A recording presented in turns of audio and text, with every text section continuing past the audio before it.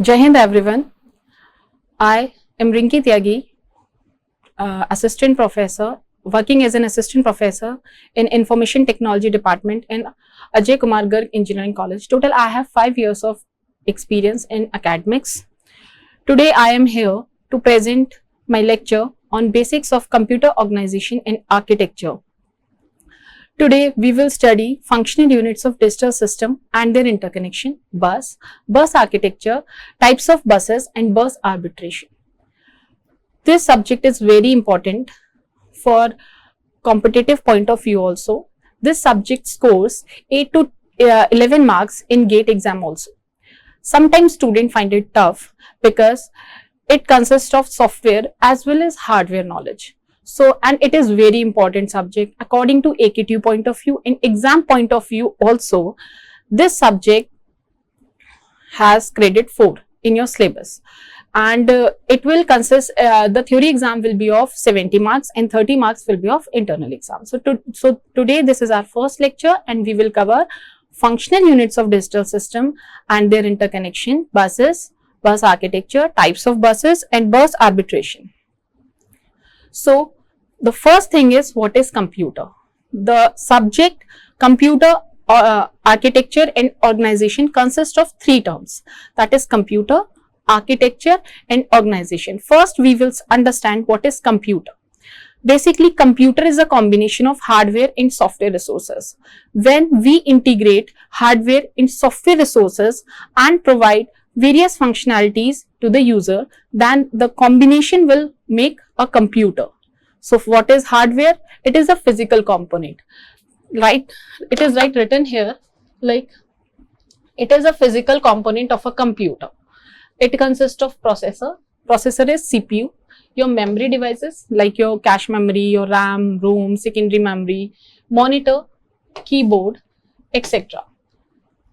Next is software. Software is a set of program or instructions that are required by the hardware. So, if we have software but we don't have hardware, then software will not work, because if hardware is not present, where we will install the software. So, hardware is the prime need to install any software, in which we will install any software. So, in this subject, we will study both hardware and software, and both are the very important things.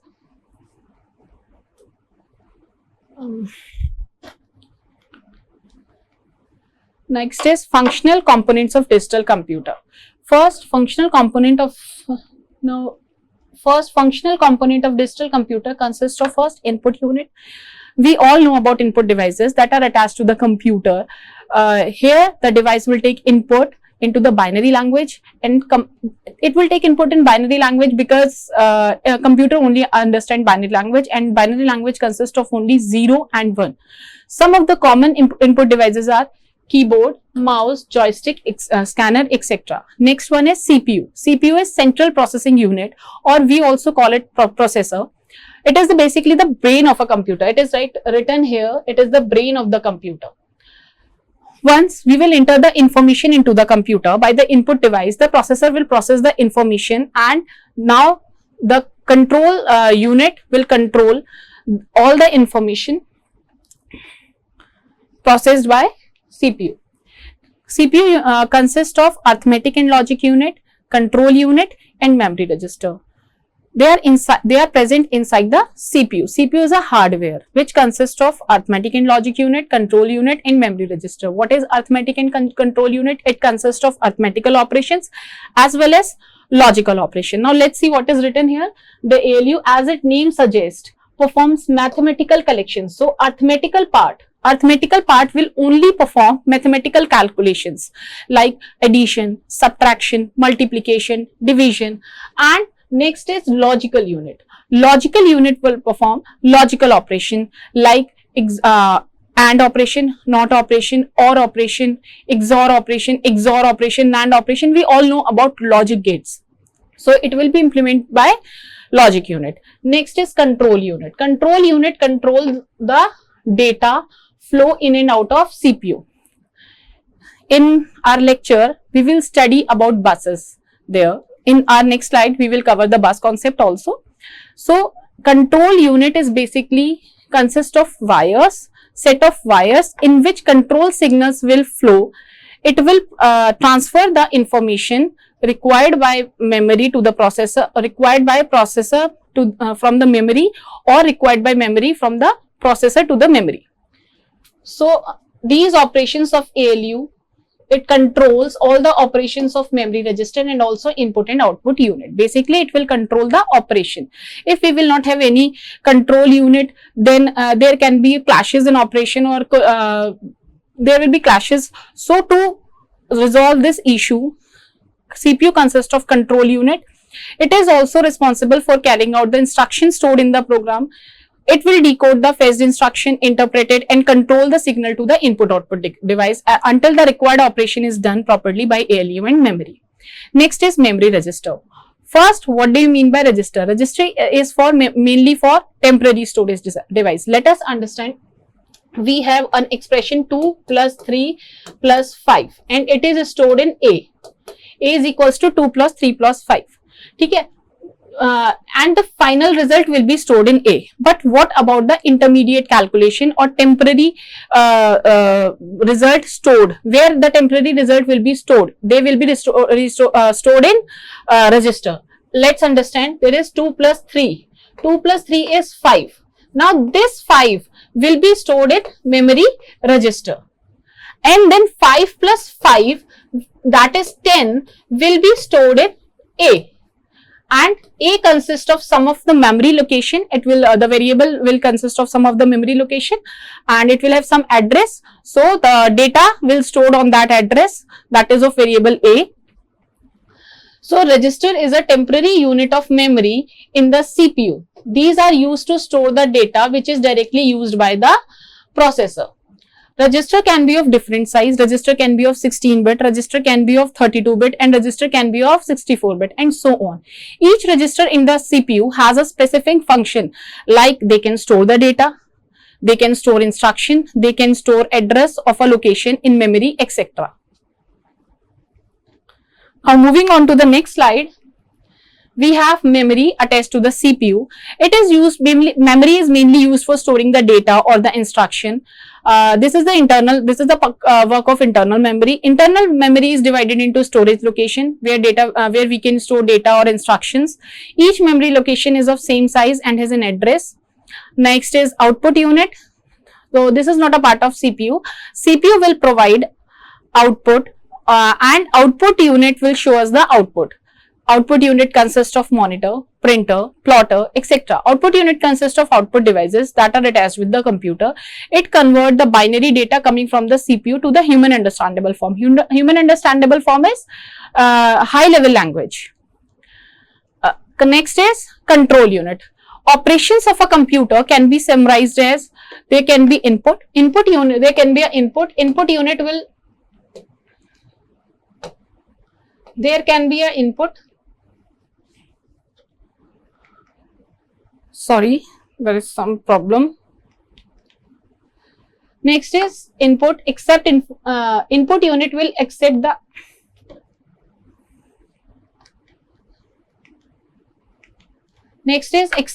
input unit will accept the information from the input.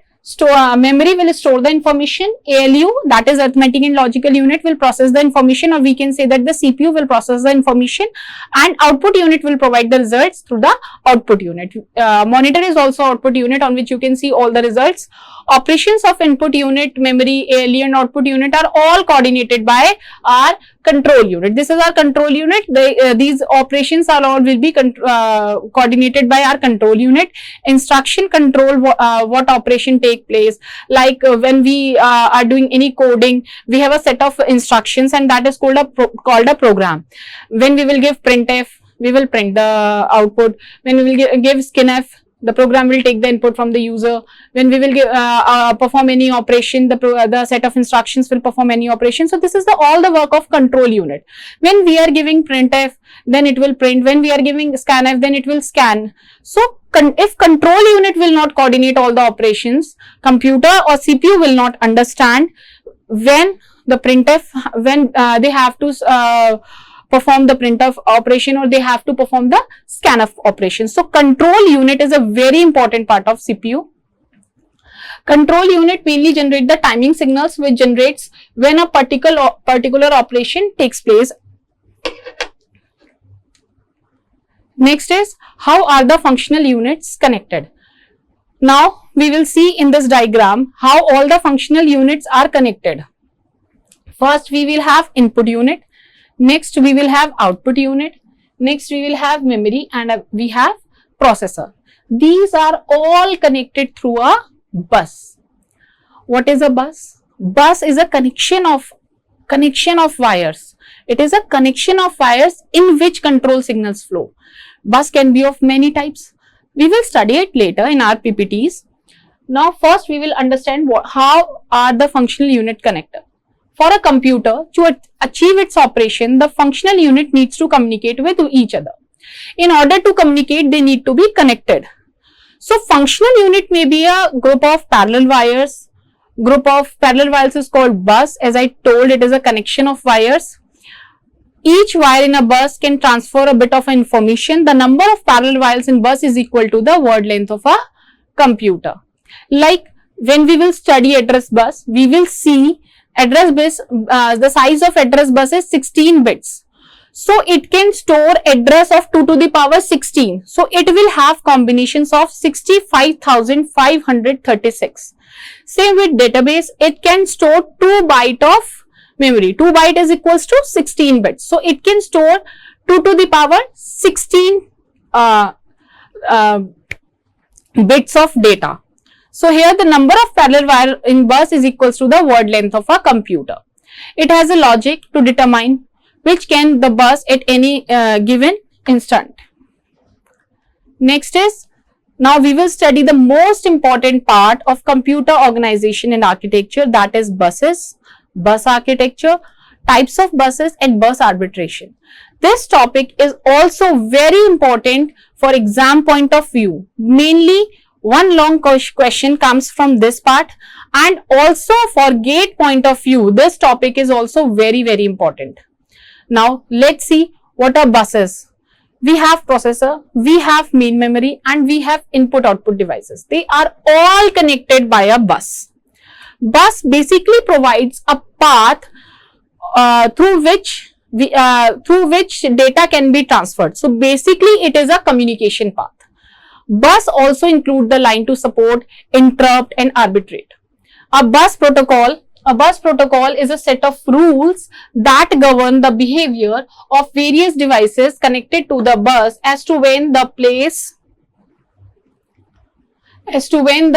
information on the bus, when to assert control signal, etc. So basically there are also protocols in a bus. There are set of rules to govern the behavior. It is not there that the bus will work according to their own. There are protocols. Protocols are basically the set of rules which buses have to follow.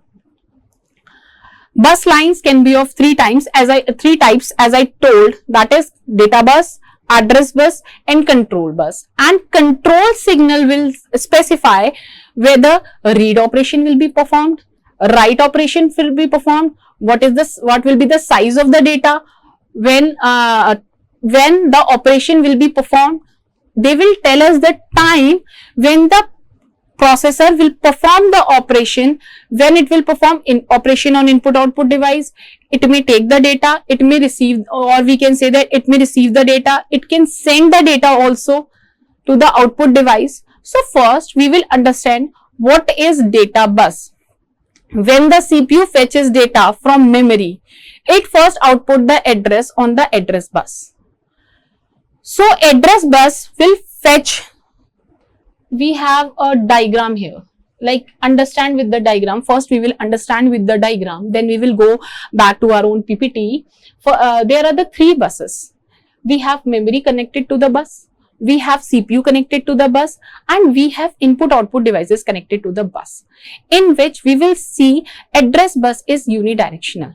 Unidirectional, it will only fetch address from the memory on which the data, or we can say that the variable is located. Which variable, the data what is to be fetched, on which location it will be saved, that location will be fetched by address bus. Next is CPU. Here we are seeing CPU is unidirectional with control bus, bidirectional with control bus, unidirectional with address bus, and bidirectional with data bus. So, address bus will only fetch location or address or anything from CPU, and data bus can provide the data to the CPU and also can take process data from the CPU. And same with control bus. Control bus will send signal to the CPU or may receive signal from the CPU. Next is input and output unit. Input and output unit, here we have control bus, we have address bus and data bus. Let's see, input and output unit is bidirectional. Input and output unit is bidirectional. So, control unit may receive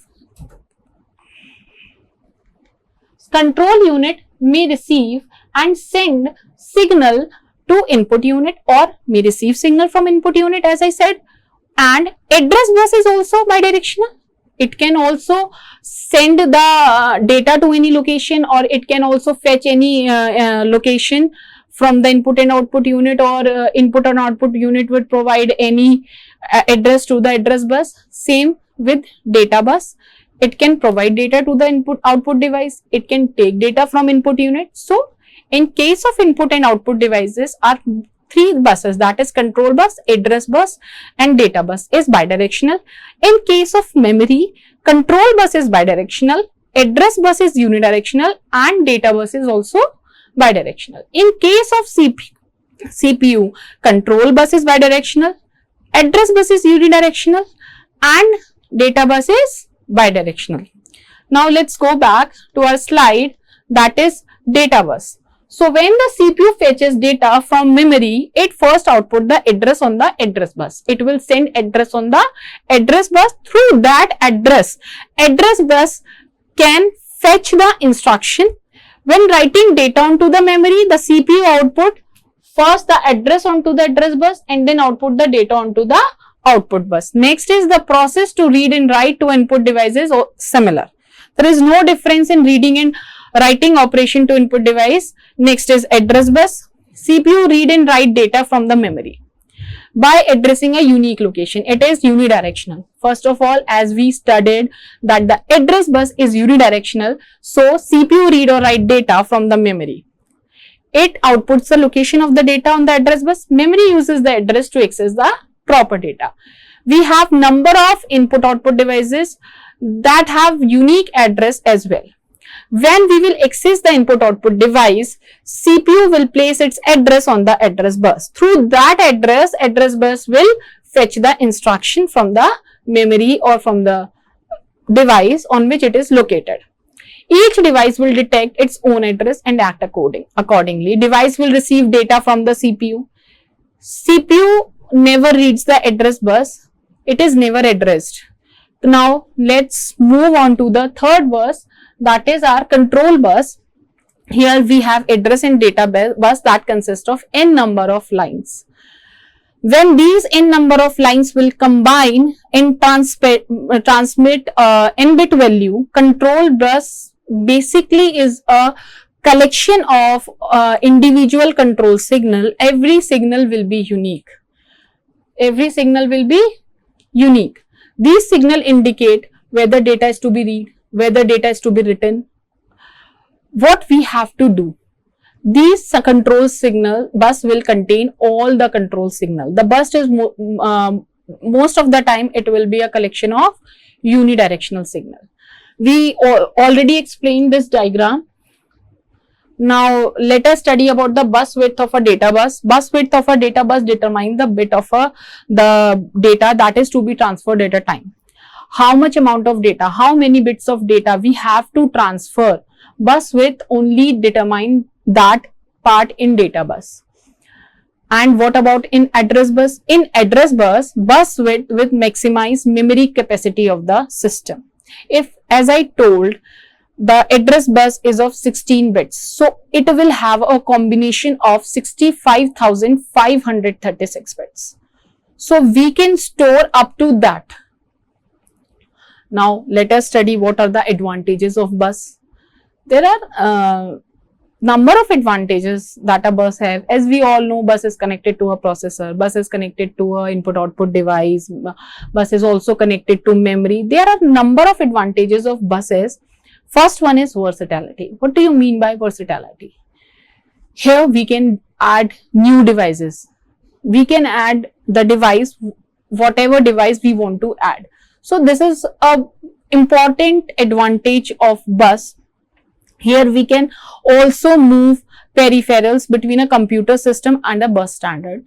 Now, next is it is a low cost. There we have a set of wires. We can share those wires in multiple ways. So it is a low cost. Next is it creates communication. What are the disadvantages?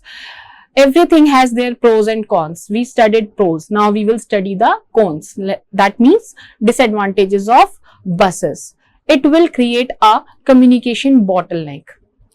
The bandwidth of the bus can limit the maximum input-output throughput.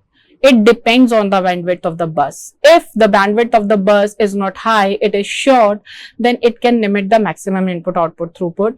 The maximum bus speed is limited by the length of the bus, the number of devices on the bus, the need to support the devices, which devices we need to support, like what are the rate for data transfer. Data transfer rate varies. So these are the disadvantages of buses. What are the types of buses? We have design specific buses. First one is processor memory bus. This is design specific. It is very short and a high speed bus. It only need to match the memory system. As I said, it is design specific. So it will match the memory system. It will maximize the processor bandwidth. So basically the disadvantage there, what we studied, the disadvantage there that we studied is the first one disadvantage, that is communication bottleneck. So it will cover that part. Short and high speed, maximum memory to processor bandwidth, it will cover that part. Next is input output bus. It depends on the industry standard. Usually it is lengthy. As it is lengthy, so it will be slower. It connects processor to a memory bus or a backplane bus. Next, we will understand what is backplane bus. This is a new term.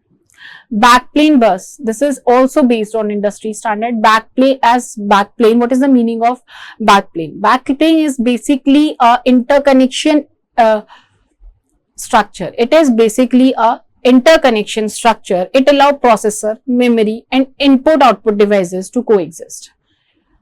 Advantage cost is also there. Here there will be a one signal bus for all the components connected to the bus. Now we will study the computer system with one bus. The computer system that consists of only one bus is known as backplane bus. First we will understand this is a single bus, that is called a backplane bus. It is used for processor to memory communication. Here the control signals will send from processor to memory, and through those control signals processor will communicate to memory. So it is a single bus. As we are seeing this here, that this is a backplane bus. Now processor will send signals from processor to memory, and here input devices is also connected. So here it is written communication between input devices and memory. So processor will send signals to memory, and also input output devices can also send signals to memory. Advantage, what will be the advantage? Advantage is that it is simple and it is a low cost. It is simple as it is a one bus system. There is no complexity there, and as it is not complex, so it is low cost. What are the disadvantages? As I said in last slide, it is lengthy. It is lengthy and it is slow. So what disadvantage is that? It is slow and the bus can become a major bottleneck. So when the bus will be slow and we need high speed data, in real time we need high speed data. So this is the major bottleneck of one bus system, that is a backplane bus. Example, as I if I told you the example, so the example for the one bus back, or we can say that the backplane bus is IBM PC. IBM PC is the example of one bus system. Now we studied the one bus system. We also saw the disadvantage of one bus system. To overcome that disadvantage, we come to the two bus system. We come to the two bus system. Two bus system is, here processor is connected to the memory through here input output devices are connected to bus adapter. Input output devices are connected to bus adapter. Their input output devices were connected directly. Here we are using bus adapter. Input output devices tap into the processor memory bus via bus adapter. Processor memory bus mainly for processor memory traffic or to provide expansion slots for input output devices. Apple Macintosh is an example of two bus system. SSCI bus is also an example of two bus system. So that's all for today. Now we will study next topic in my next lecture. Thank you very much.